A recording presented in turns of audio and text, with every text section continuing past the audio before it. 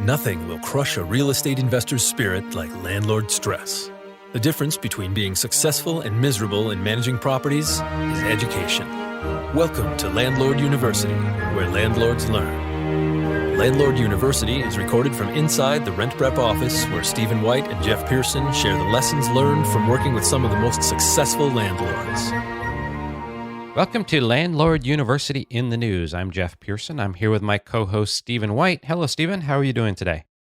Pretty good, Jeff. I'm happy to bring another story from California. We're talking a lot about California, especially on these In the News episodes, because California seems to be one of those gateway states that, has a domino effect that when something passes through California, quite often it ends up passing on through the other states. So stuff coming through California is always grabbing our attention because it's either something you hope as a landlord passes or you hope to God that it doesn't pass. I think this is one of those stories that Jennifer found for us today that I'm sure there's a lot of landlords that hope that this does not pass. So, Jennifer, what do you got for us this week? Hi, everyone. Today, the story I have is straight from Berkeley. There's a proposed law by a Berkeley city councilman that wants to ban pet restrictions in rental properties. And what that means is that landlords in Berkeley would no longer have the right to refuse pets. The councilman has given a bunch of reasons for this. Besides Berkeley having a reputation of being a pet-friendly city, he claims that there's a flood of tenants who've been claiming mental illness needs and requiring service animals, and he feels that that behavior rewards dishonesty. The councilman also felt that allowing everyone to have pets would eliminate this kind of confusion. He also feels that opening rental properties to pets would help with the animals who are in shelters. It would increase adoptions because people who might normally be inclined to adopt pets can't because of where they're renting. And ultimately, he says in this news article that he feels tenants should have the same rights as homeowners when it comes to having pets. Of course, area landlords are understandably mad, and they're vowing to fight this as best they can. So where do we even start on this one? Yeah, well, I find it interesting, the perspective of people claiming mental disabilities and physical disabilities. So is it any coincidence that in California, where medical marijuana is legal, and I know people are doing kind of the same thing to get those type of scripts, any coincidence there, you think, that it's sort of the same approach that, hey, listen, there's something, I found a loophole here and I'm going to find a way to get whatever I want? Well, I don't know if I quite make the tie between medical marijuana and the pets, but certainly, especially when you're dealing with Berkeley, I mean, that is a very liberal town. It's about as liberal as it gets. And, they obviously seem to think, or at least this particular council member seems to think, that it's not that big a deal to just allow pets in every rental situation where it's appropriate. And it's nice of them to put that in the article where they say it would have to be appropriate, but who defines appropriate? I was just going to say, who's drawing those parameters Exactly. of what's appropriate and what's not? And does the landlord have any say on that? Right. Now, you could, if you have an apartment building that has no yard space and you're renting out studio apartments, you could say that's not appropriate to have a St. Bernard. But again, who defines what is appropriate and what would be the penalties if you are too restrictive for what they determine to be appropriate? But beyond that, is it the right thing for the city council to determine that every landlord should be required to allow pets? And that's a pretty tough situation. Even me being from California, I like to be somewhat liberal on social issues where appropriate. But at this point, the liberal issues and the business side of me kind of are at odds because when you allow pets, then you have to start to think of what type of security deposit do I have to require for these pets? And if they pass something like this, would you be going against the policy if you say, well, if I'm going to have pets, they have to do, say, $1,000 or $2,000 pet security deposit? Because as somebody mentioned in the article, it's the deposits that I'm receiving right now, as this person said, are not going to cover new carpeting for the entire unit. So when you think of the damage that pets can cause, obviously carpeting is one of the worst. Right. If you have carpet in your property and somebody has a pet, a cat or a dog, that messes all over it, and then the only option is to replace it, and then you're talking about thousands of dollars, and your deposit's not going to cover it. So from a business standpoint, first and foremost, if I was in that situation where a city required me to allow pets, my pet deposit would be reasonable to make the repairs that I expect to have to make. Mm-hmm. Sure, for your worst case scenario. Exactly. Right. Yeah, I don't think that this is going to be something that catches on or travels outside of California. I don't even know if it's going to pass in Berkeley. I just don't see it. But I think that the councilman is living in a a very colorful world that everything is okay. But clearly not everybody can handle having pets, the responsibility of it, and they trash the place. And I think that's where most problems come into play. And it's a lot easier for a landlord just to say no pets. And then that way you don't have to trust somebody's judgment or trust that they're going to do the right thing. And so I think it's pretty noble to think, well, we're going to have more adopted pets and it's going to help out the whole situation. But I feel like that'll turn bad pretty quickly too. I agree. Yeah, there's a chance that, okay, so you're getting these pets into houses, but that may not be any better than having them in a shelter in a lot of cases. Right. And like you said, there are many people who know how to handle pets, and I wouldn't think twice about having them in one of my units with pets. But the problem is you don't know. And how do you weed out the good from the bad? And even when you're in a situation where you have the option to determine whether or not to have pets, my preference is take that away from the table. As they mentioned in this article, on Craigslist, there were 130 apartments available in Berkeley, but if you filter that for cat or dog, it drops to 27. So a large majority of the landlords are not allowing pets. So this would change that. This would cause a significant increase, like 90% increase in the number of landlords who suddenly have to allow pets. And that would have a significant impact. And I don't see how this is going to pass, even in Berkeley. No, I agree. And Jennifer, I know you're a dog lover and a landlord. What's your take on it? Well, can I play devil's advocate for a second? I'm not necessarily supporting this ordinance at all, but based on our discussion a while ago about the service animals, if this is something that landlords are reporting to this councilman and something that he's seeing with sort of this dishonesty, people getting these service animals for whatever reason, one of the issues with service animals is you cannot charge a pet deposit at all. You cannot regulate what kind of pet that is. You can't regulate any of that as a landlord anyway. So I wonder if this in a back doorway would actually help some landlords who are struggling with that kind of thing, because if every animal is considered a pet legally and under the law, you really wipe away that whole service animal contingencies that landlords are basically have their hands tied. They can't charge an extra deposit for a service animal to replace carpet anyway. But if every animal is considered a pet, does that in a backwards way sort of help landlords? Because you can say, okay, this is a pet. I will charge you this pet deposit now. I can regulate the size of and the type of dog that you're bringing in or something to that effect, rather than just having that open door service animal policy that a lot of landlords really struggle with anyway. So that's maybe something to chew on.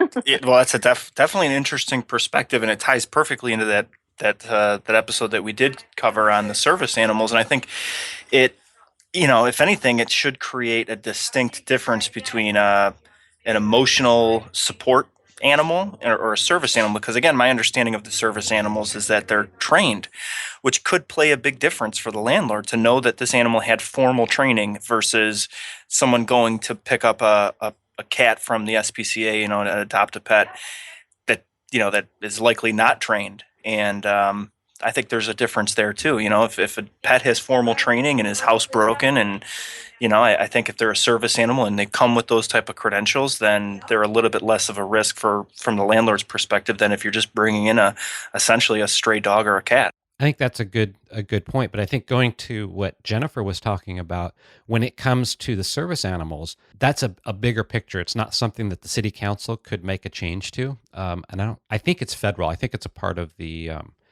the federal law. And so what would happen, as I understand it, is that if you required a pet deposit for pets, if somebody came in with a doctor's note or whatever's required to meet the service animal, companion animal laws, then they wouldn't have to make that deposit. So Right. you'd still end up with people trying to get those notes from the doctor saying they Sure. have to have these service or companion animals, Just to avoid the deposit. money from them because they didn't give you a deposit in advance. I don't see it passing. I definitely don't. I think enough landlords would rise up and say, no, this isn't, this is a terrible idea. But I've seen crazier things come out of California. So you really do never know. I mean, Yeah. this could be something that ends up passing, and hopefully people keep a close eye on it and really take note and collect the data on, is it a good thing or a bad thing? That's right. Another interesting line from the article is it would forbid landlords from restricting any type of well-behaved pet. Well, who defines what a well-behaved pet is? Right. Yeah. And again, does that now include, like we've talked about before, those insurance, those pets that the insurance companies don't even allow? There's so many different categories when you're talking about pets, and I don't think you can just throw a big blanket over it and say, as long as they're well behaved, it's acceptable. Yeah, there's too many. I think there's too many holes in this, in the proposed ordinance for it to ever pass through. Anyway. Well, the Berkeley Property Owners Association is definitely working to try to fight this, and it'll be interesting to see. We'll try to keep an eye on it and see what happens. And in one of our future In the News episodes, we'll try to report on how this turned out and see what happens. But I agree with what you were saying, Steve. I don't think, even if it passes in Berkeley, I don't see this spreading, even within California. It just doesn't seem to me that too many communities are going to allow this to happen, because I think the financial impact on the landlords is pretty significant. Yeah, this will be one of those one-off things. San Francisco is pretty good at doing that too. They pass through, they get their own stuff passed through, and it's even a little bit too extreme for the rest of the state, so nobody else ends up picking it up. So I would see, if this ever did pass, I think it would fall into that category. If you're an animal lover, move to Berkeley, basically. Right. Great, Jennifer. I think we have another one, and this time we're moving to the other coast. We're going to New York. So tell us about that article. You bet. This article focuses on a new app for U.S. renters that is designed to help tenants keep bad landlords straight in line. This app is called HeatSeek, and it was created by some roommates who had a negligent landlord, and this landlord left them without heat in the dead of winter in New York City. So these guys got together and they created this app which temperatures inside the apartment from a really inexpensive sensor that you place there, and it keeps a record. So you can use this record of ambient temperature as evidence when they file complaints against the landlord. The article says that in New York City, just over the last year, New York City had to pay $5.1 million in emergency repairs when building owners failed to restore heat, hot water, or both after being served with violation notices. The guys that invented this, they plan to donate thousands of these setups to low-income units throughout the city and then sell units for other renters. And ultimately, their goal is to provide a paper trail because a lot of these relationships, a lot of these conflicts and complaints are just sort of a, he said, she said. The tenants claim one thing, the landlord claims another thing, and there's really no proof. So this is really providing a paper trail. It's to support tenants, to help them keep these negligent landlords, in compliance. So I see a benefit to this kind of technology. What do you guys think?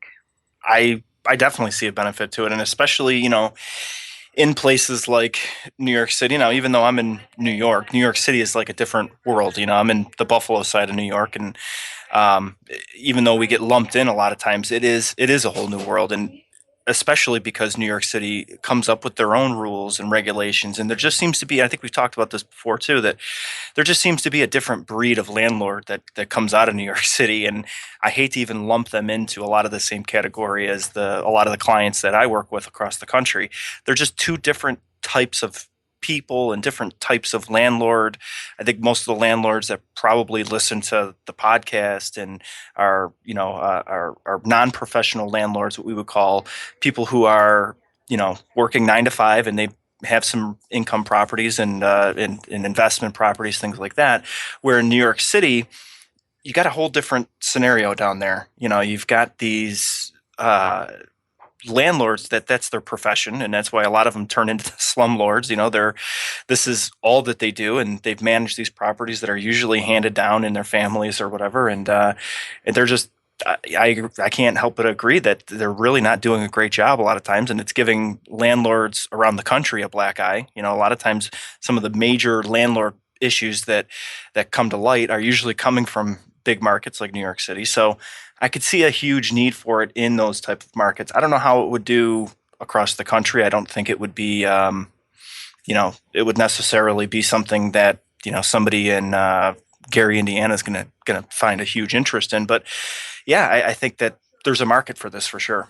I agree. Although I think, when you talk about some place like Gary, Indiana, and you think of those housing complexes that have hundreds and hundreds of units that are being managed or mismanaged by people who just don't really care, the so-called slumlords, the more opportunities we give the tenants to be able to document these types of situations, the better it is. Because even though, yes, we are a podcast for landlords and RentPrep is designed to support landlords, as you said, the type of people that we expect are listening to this program that we've heard from are definitely the types of landlords who would be appalled at landlords who don't provide proper basic living conditions for their tenants. And heat is the biggest when you're dealing with places that are in the snow.